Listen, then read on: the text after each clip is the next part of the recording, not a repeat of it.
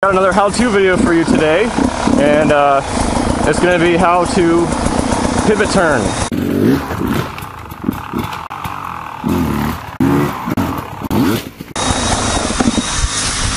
And also how to not stall your bike. It's still kind of warming up, but the bike is. You're going to use some throttle and clutch to get the bike up. But you don't want to do it just under power because, you know, if you need a pivot turn on some really loose terrain, sand, mud, you know, you're not going to get it up under power alone. Just like anything else, you're going to use the suspension.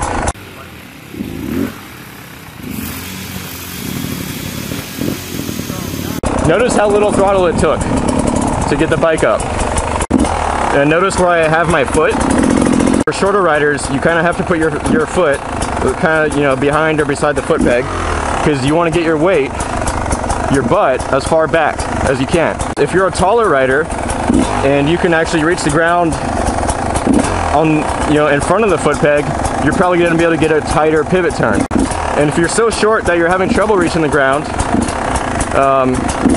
one thing that can help is when you go to wheelie the bike, kind of throw your weight into the seat as you wheelie it.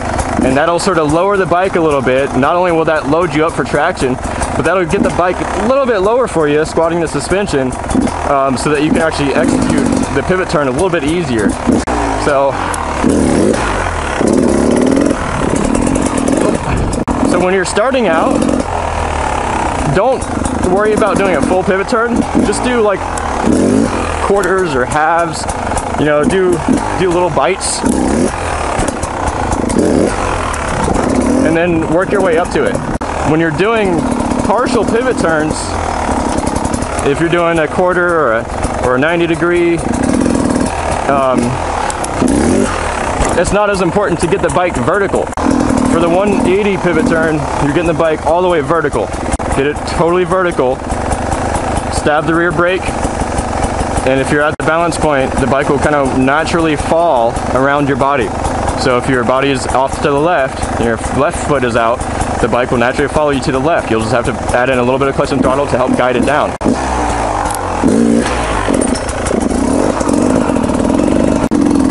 The other thing I wanted to show you is using, if you're on a trail, you can use an embankment or the side of a hill or anything like that to just do a half pivot turn into that and plant your front tire. And I'm going to show you using this platform as an example.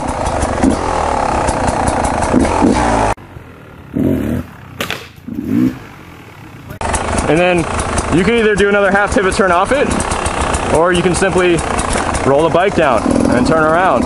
That'll save you the most energy. And again, once you start that pivot turn, you want to look through your turn, just like any other corner or turn, and then focus ultimately on where you want your front wheel to end up. I find that 9 times out of 10, when I need to execute a pivot turn, I'm probably in a spot where I can put my foot on something to make it a little bit easier for my short legs. On the flat ground, that's the hardest way to do a pivot turn. So when you're practicing, feel free to use a brick or a rock, anything, a log, just to have something to put your foot on so you can reach the ground and do it easier. And when you have something to put your foot on, then you can get your foot a little bit more forward of the foot peg and be able to get a tighter pivot turn. When your foot's back like this, it's fine, but the only downside is the bike is going to come up and the bike's going to move forward a little bit, and you're going to have to replace your foot. So you'll be kind of hopping a little bit with your foot. Whereas if your foot was forward like this, if you're a taller rider, you can probably get the bike right around your foot without, without even picking up your foot. So the key points for pivot turns, so compress the suspension, and at the same time I'm moving back, I'm putting my weight on the seat for traction, and I'm easing the bike up with throttle.